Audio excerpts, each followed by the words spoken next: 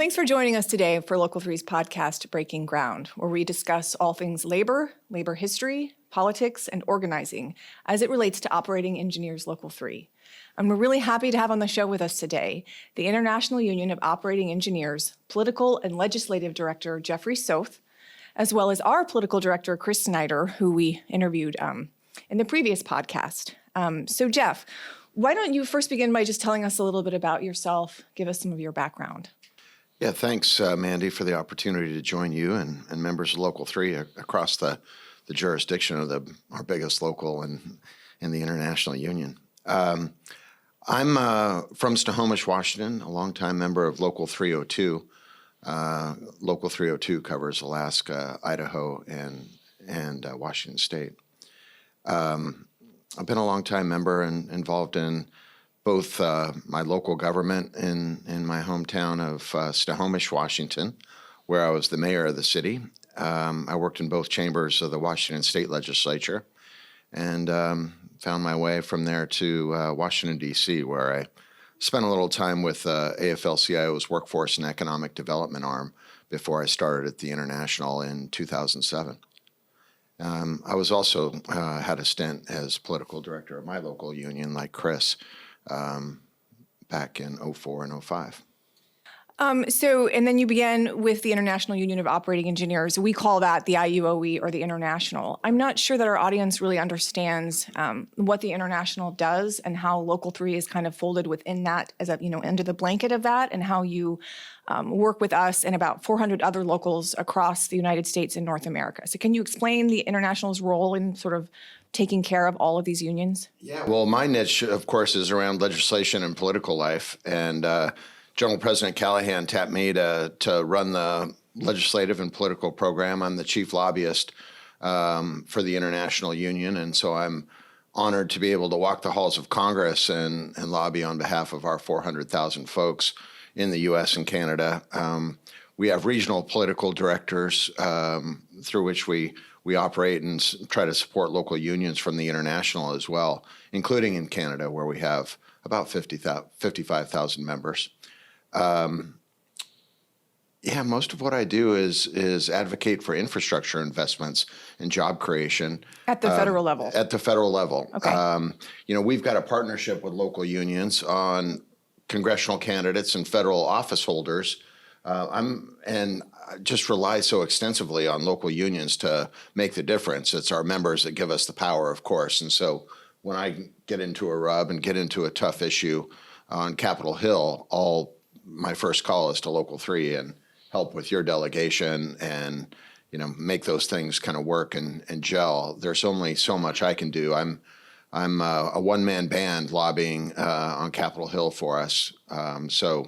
I really rely on local unions to provide us that capacity and reach and be able to activate our people to influence what happens on Capitol Hill, which, whether you're a Democrat or a Republican, is really important to the lives and livelihoods of our folks around the International Union, the U.S. and Canada. Well, and Chris might be able to talk a little bit more about how specifically the International has worked with us on recent campaigns. I know you admit Dolores Morales as an example. Yeah, there's a lot of and Jeff hit on a lot of good things there. The way our relationship works from my perspective, doing politics from here is, we take care of a lot of the local and state stuff, but as soon as they go to D.C., they kind of get handed off to Jeff. So we know a lot of these folks that go from like state senate to Congress, and then they're over there voting on the Infrastructure Act and making decisions around where money gets allocated. And we work really hand in glove with Jeff to try to get that money back into California, whether it's high-speed rail or offshore wind. And I know we may talk a little bit more about that later. But when it comes to the actual political action stuff themselves, Jeff lends his knowledge and his staff sometimes to us, and we were able to he sent one of his folks out here to kind of do a training on us how to do precinct walking, put together packets, and we had a very important, one of our members, the president of SEMA, 2,500 person bargaining unit, was running for Hollister City Council. So we wanted to get behind our own members, especially when they're running, to kind of put more resources in them than we would usual. And not only did we, with the local, but the International, sent out some really top-notch folks, and we learned a lot about how to run campaigns and It was a great success, and now Dolores sits on her regional transportation boards. They've done a lot of stuff promoting union apprenticeship and high quality and high road contractors in her region. So it was a real success story of our relationship with the International. Well, one of the reasons we have the pleasure of being in your company today is that Local 3 is involved in their 2-day winter training right now, and that's where the staff comes together and we learn about a lot of things like grievances, bargaining, communications. You, Jeff, gave a presentation called the Legislative Report, and I wanted to kind of draw some of those key items from that presentation and how it relates to our members, basically their core needs. And we've talked a lot about those needs being wages, access to training, collective bargaining rights, healthcare, retirement. It's a pretty divisive election year right now, and I think a lot of people, including our members, are questioning Biden's age, his policies, and the future of the country. Can you talk a little bit about what the current administration has done in terms of these core values for us, and maybe compare that to the previous administration insofar as the main things that our union members need? Well, like I said, most of my time is spent advocating for job creation. We do some extensive work on prevailing wages and protecting Davis-Bacon and key labor standards as well. But most of my time is spent trying to make investments and rebuild in America.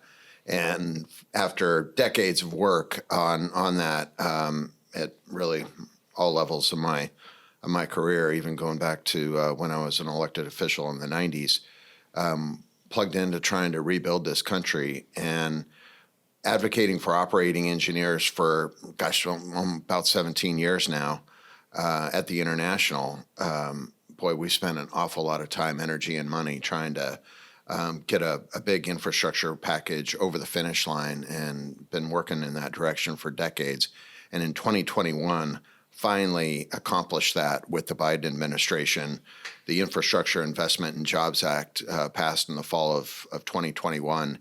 And within it was the 5-year highway and transit reauthorization, which is always a critical priority for us.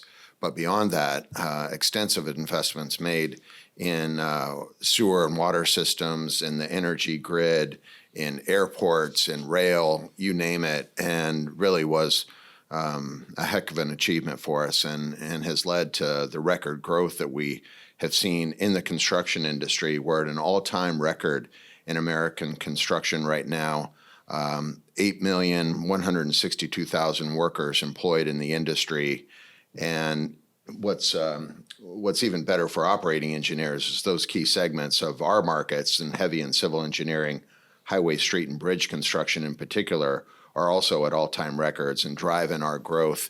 And that's led to record growth for the union as well. We're about 408,000 members actually right now, and that's our record here since we were created in 1896 and been around for a long time. So we're at record levels and want to keep that going. And frankly, we've seen some attacks on those infrastructure investments in the 118th Congress from House Republicans in particular, and trying to protect those investments, keep them rolling, and get some environmental permitting done along the way to speed those investments for job creation and get our members employed has been a big priority of this 118th Congress too. But the Biden administration's accomplishments in the last Congress were extraordinary, and it's led to the growth that we see today.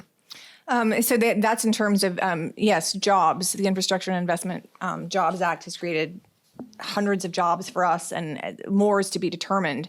Let's talk a little bit about the wages, how wages have improved under his administration. One statistic, the unemployment rate stayed below 4% for the last 2 years, and that's a feat not achieved since the 1960s, and This is also post-COVID. What were some of the other things that this current administration has done in terms of wages? Well, in heavy and civil engineering, again, in our core market, there's been just incredible. I don't think we've ever seen the kind of increase in wages in that part of the industry in my lifetime, maybe ever. We've got right now 9.8% growth in wages for production and non-supervisory workers in this most recent year, in this 12-month period. And it's just extraordinary. Overall construction has seen healthy growth as well, over 5% in that last year, but far outpacing inflation and really putting dollars in folks' pockets around the country in the heavy and civil engineering construction sector. And we just need to keep it rolling. Where there are jobs, there's leverage, there's opportunity for us to negotiate effectively and secure more for our members, whether it's wage increases, pensions, healthcare, you name it. And we've seen this, and the members that are listening know, we have had the best master agreements negotiated in all 4 states in the history of the local, by far. And it's been, it's been amazing. And a lot of it is the work that the International does and that we've done to get the Investment Act jobs going. High-speed rail, offshore wind, all the hundreds and hundreds of millions of dollars in highway funds that are coming our way. It really helps.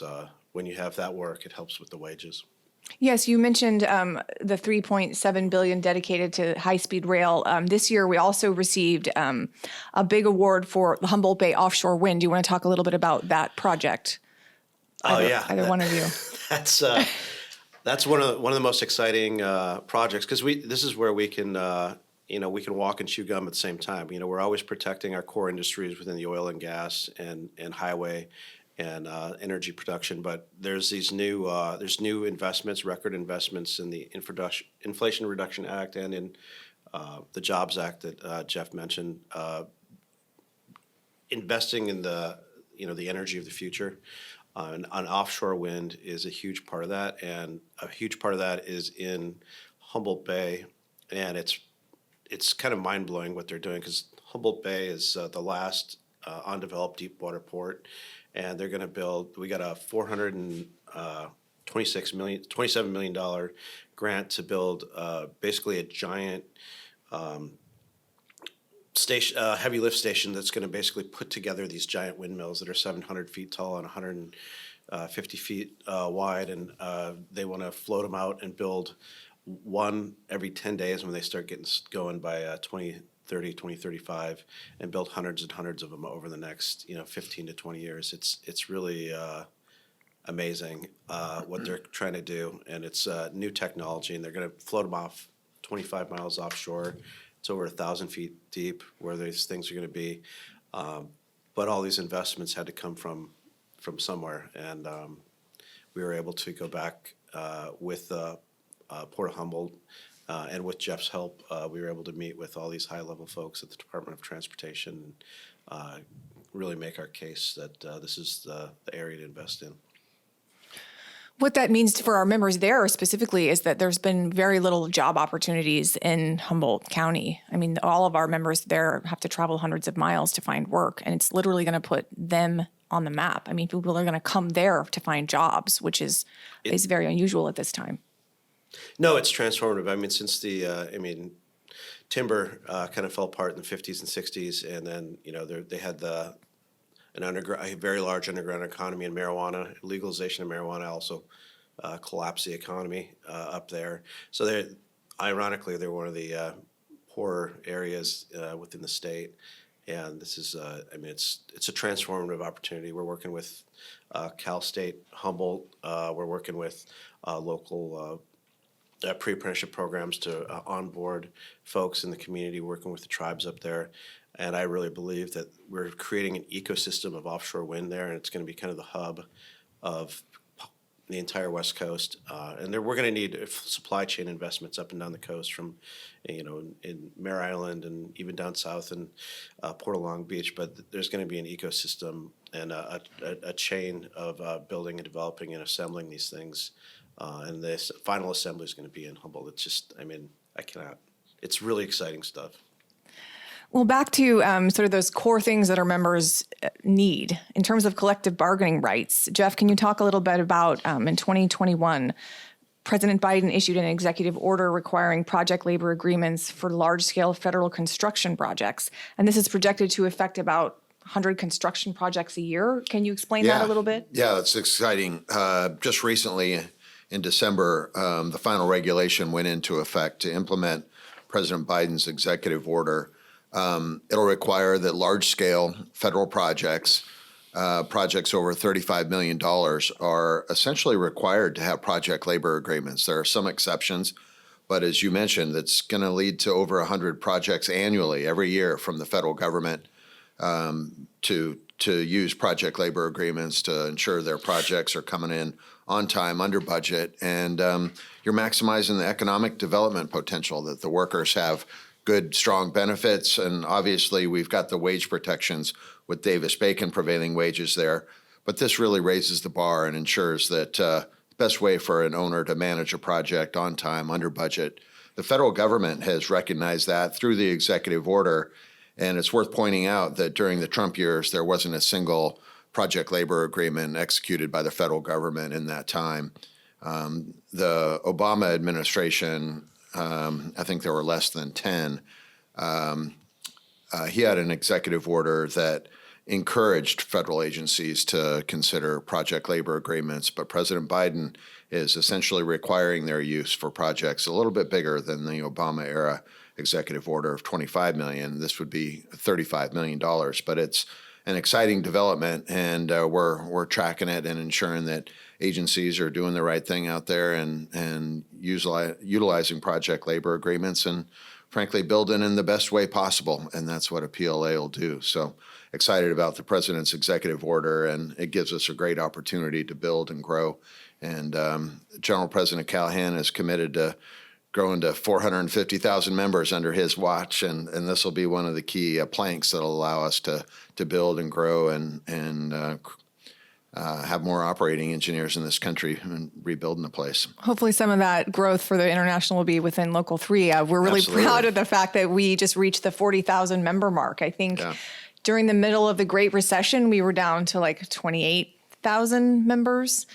So we've really come out of a pretty dark patch, and the idea that COVID was going to affect us. I mean, it really didn't affect our construction industry because we were able to considered to be essential, but it did affect a lot of industries. Then the fact that we're at 40,000 right now, I mean, it's pretty amazing. Yeah, we rebounded quickly, and that was true across the country. And as folks know, without anybody driving, we were able to really, build projects quickly without the delays that we had been experiencing. And that was happening all over the country. A lot of us were busy during that period, but hadn't yet seen the level of investment, obviously, that we see now. And that's what it takes, frankly, to create jobs and put our people to work.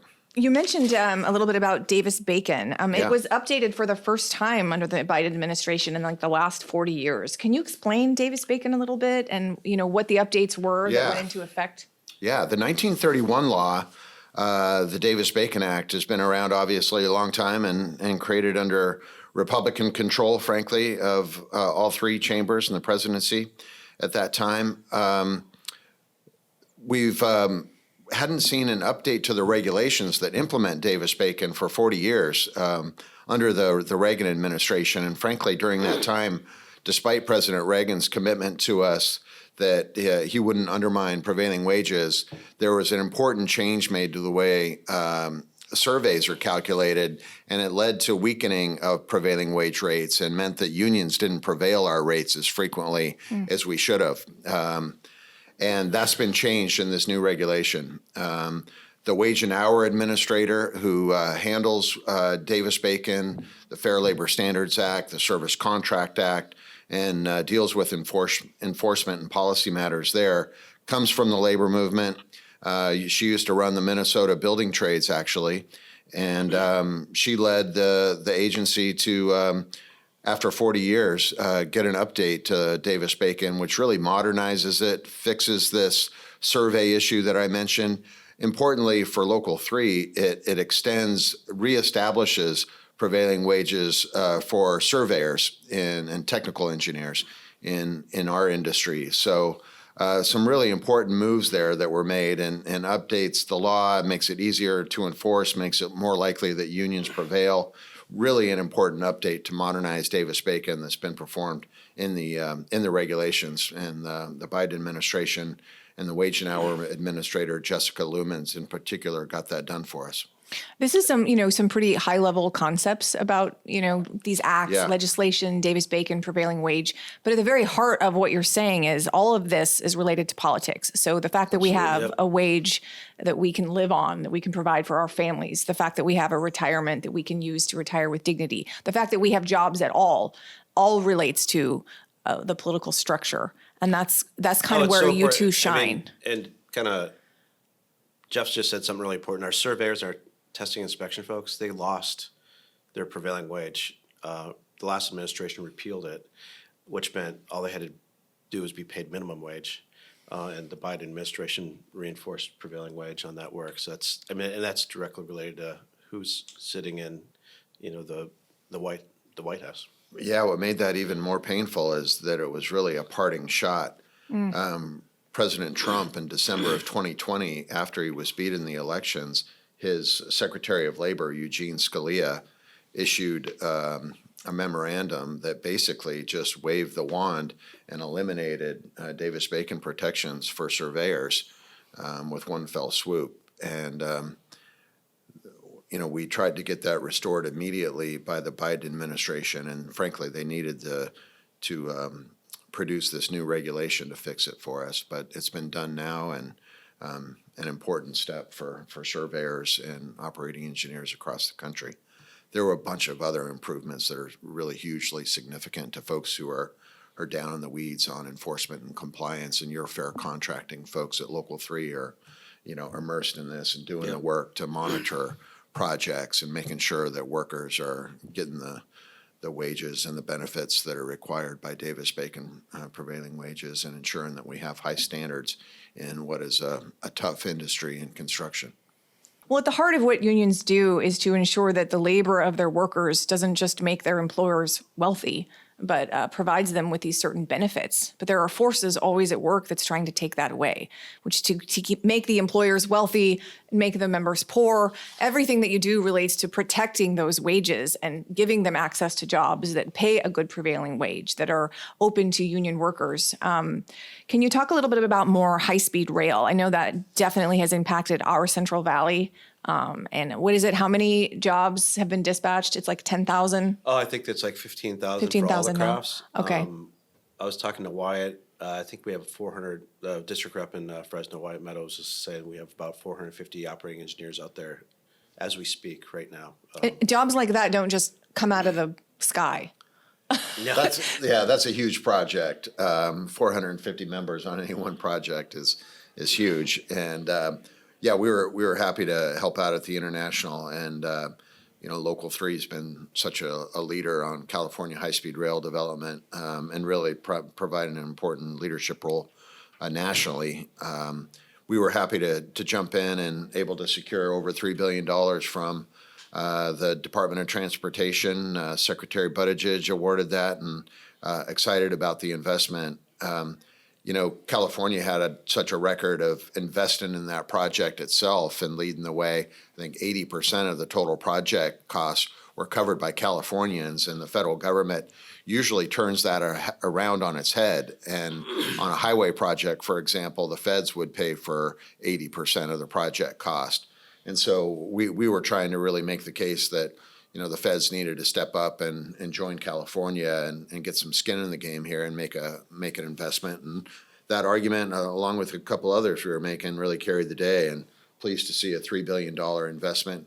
And there's another $3 billion investment will be going down south to your neighbors at Local 12 here for the time being, but as an important part of the network that'll connect high-speed rail. This is another $3 billion invested in the line from Las Vegas to LA. The Brightline? The Brightline West project, and that's a public-private partnership.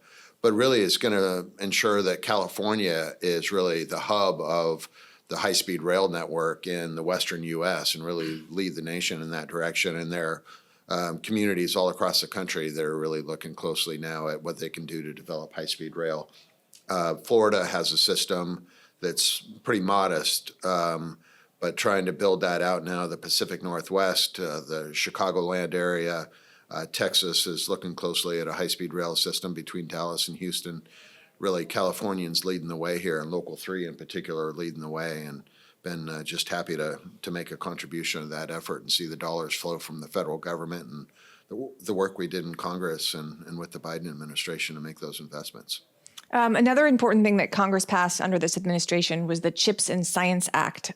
It included a $52 billion grant program. Can you explain a little bit about that? Yeah, big investment in bringing back manufacturing to this country. We let, after developing the technology and semiconductors, chips, we let that get away from us. I think most of that manufactured today in Taiwan, and I think some of the supply chain constraints that we saw during the pandemic in particular really demonstrated to folks we need to take a concerted effort to invest and bring that work back to the country. And we've seen massive investments across the country. I know we've got a big project in the Bay Area. I think Applied Sciences, I believe. Applied Materials, I think it is, right. yeah. I think it's one of the biggest chips. I mean, Silicon Valley Right. chips, and Right. it's Right. this project's going to be in Silicon Valley, multi-billion-dollar project. It's going to be done all union, and it's directly because of the CHIPS Act. I mean, and it is like we've never really had an industrial policy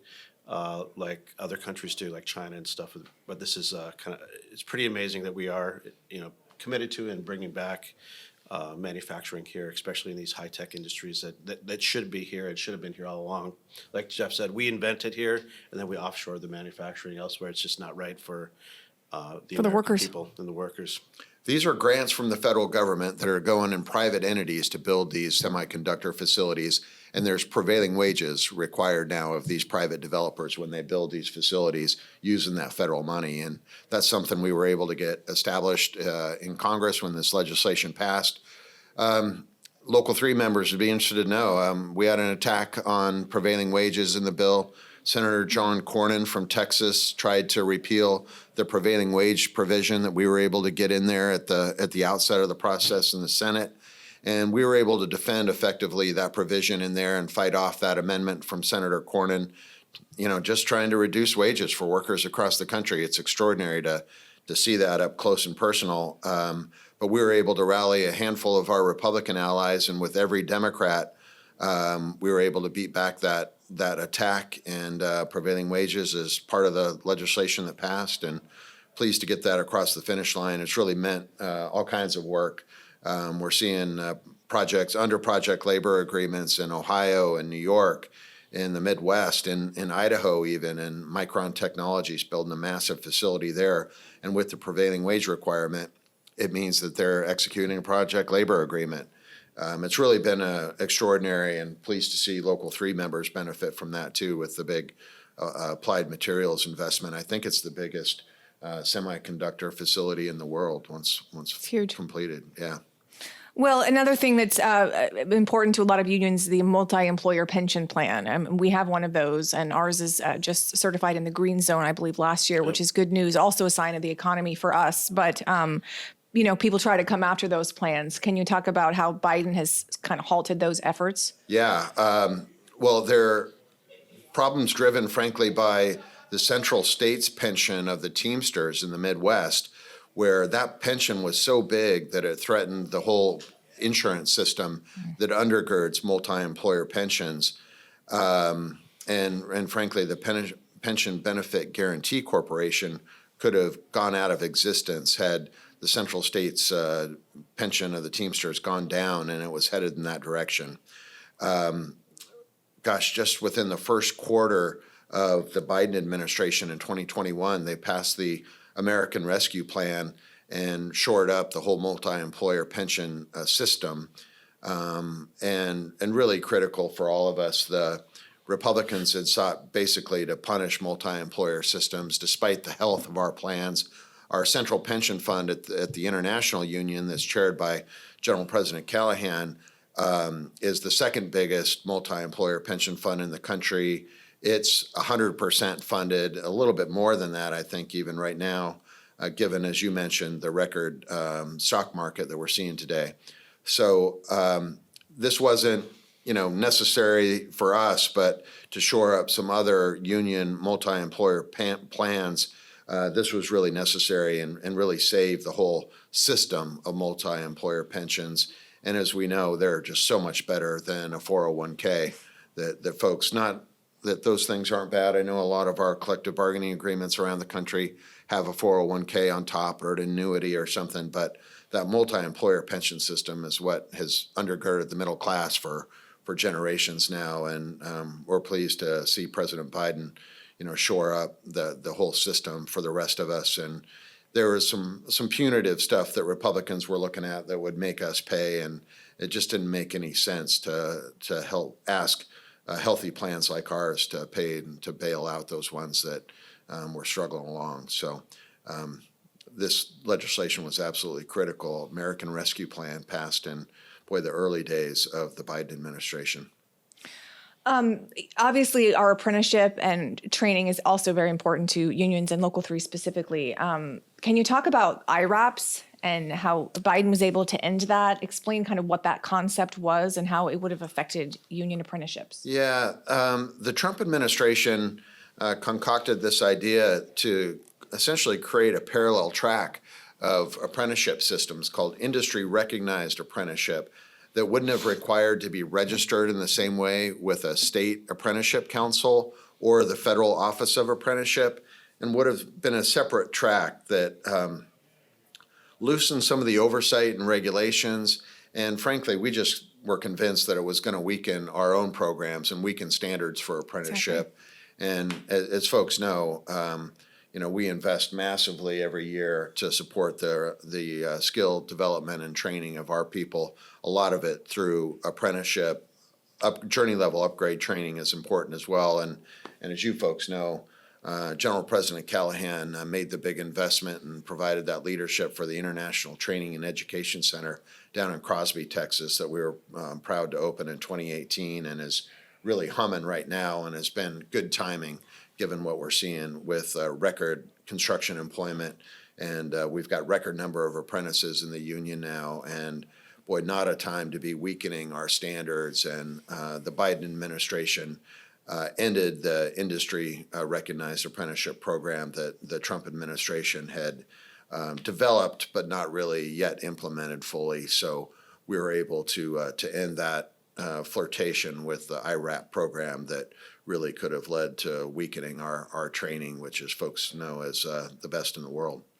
For any of our audience members who are interested in that facility in Crosby, Texas, they can reach out to their district offices. It's a great way to offset maybe training that you can't participate in through Local 3. I've been down to that facility.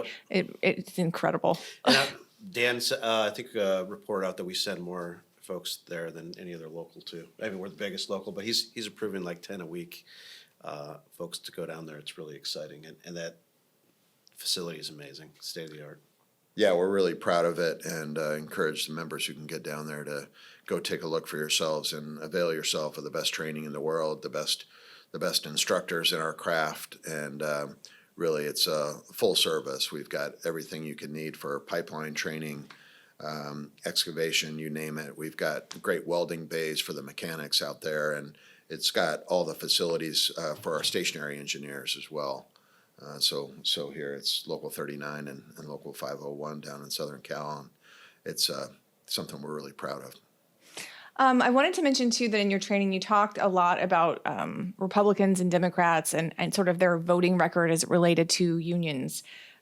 We are bipartisan here, and we have no problem working with both sides of the aisle if they have our values, at the heart of what they do. But can you explain kind of the fundamental difference in regards to unions when it comes to Republicans and Democrats?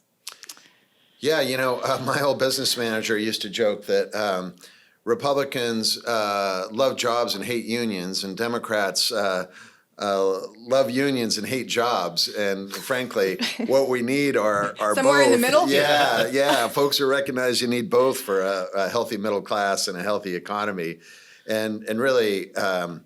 So much of our politics is driven down the middle, trying to make sure that our Democratic friends are prepared to build energy projects mostly, and that our Republican friends are willing to support key labor standards like prevailing wages. And we do a pretty good job with that. We certainly cultivate Republican relationships across the aisle where we can. We've got in the House of Representatives over 40 Davis-Bacon Republicans.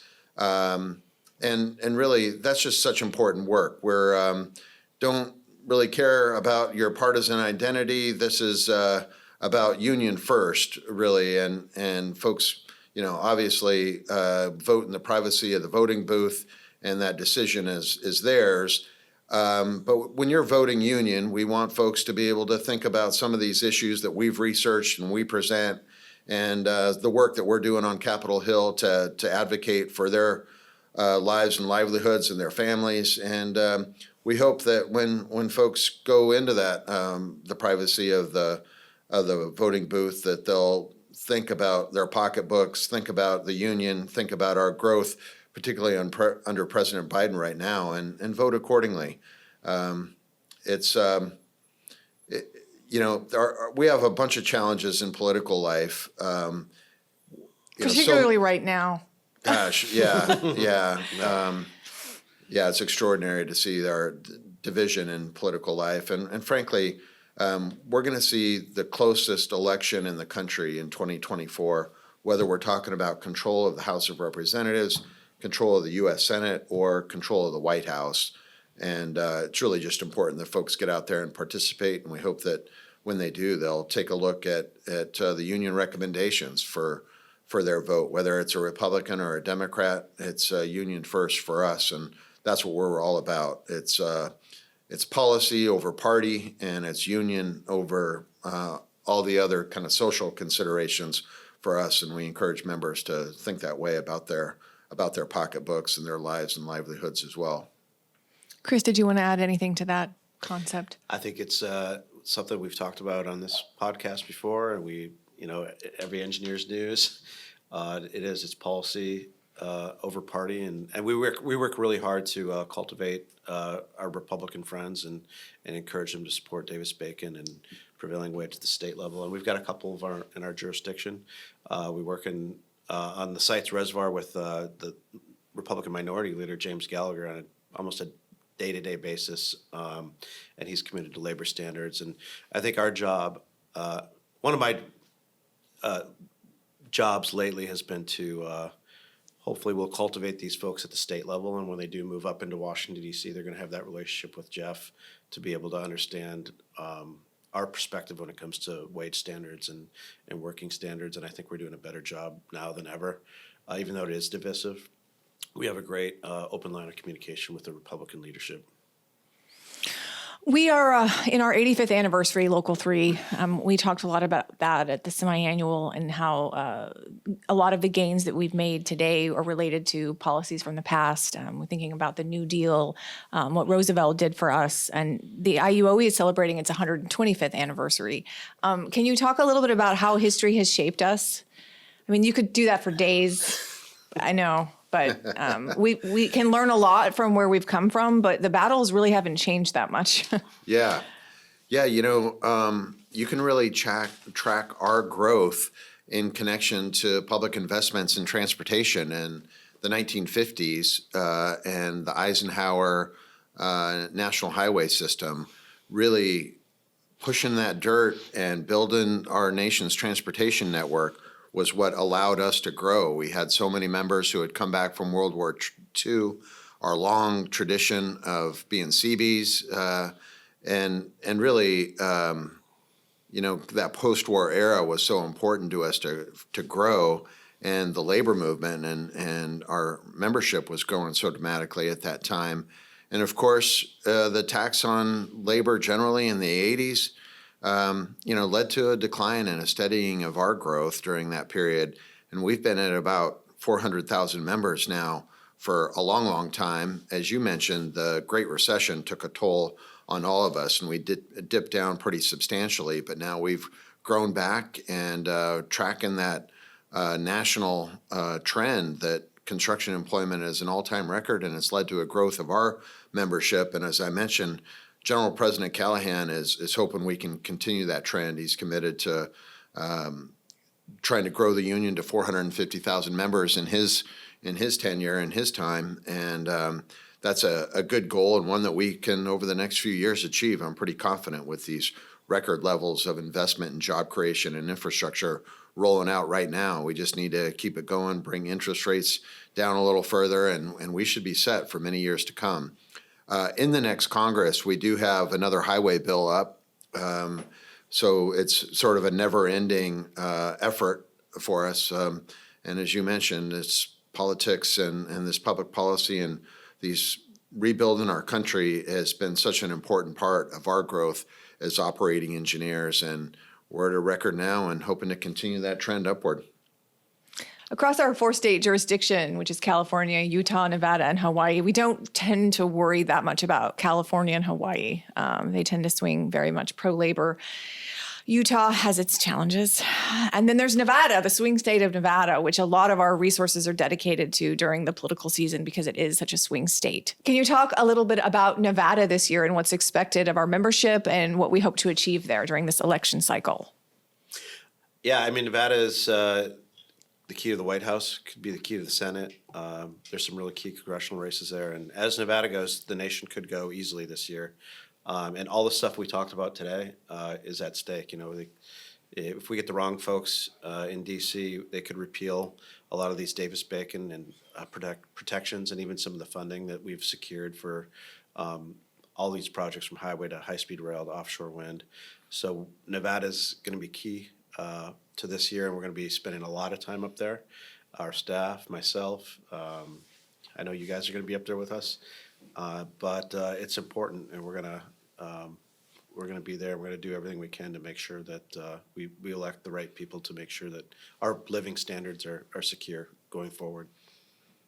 Jeff, what's the International's take on Nevada? Well, we've been proud to work with Local 3 and locals in Nevada in every election cycle since I've been at the International, which I mentioned earlier, is I think this will be 17 years here in November for me. So 8 different election cycles we've been in Nevada, and as Chris mentioned, it's a key battleground for the presidential race. Jackie Rosen is going to find herself in a tough race too for the U.S. Senate.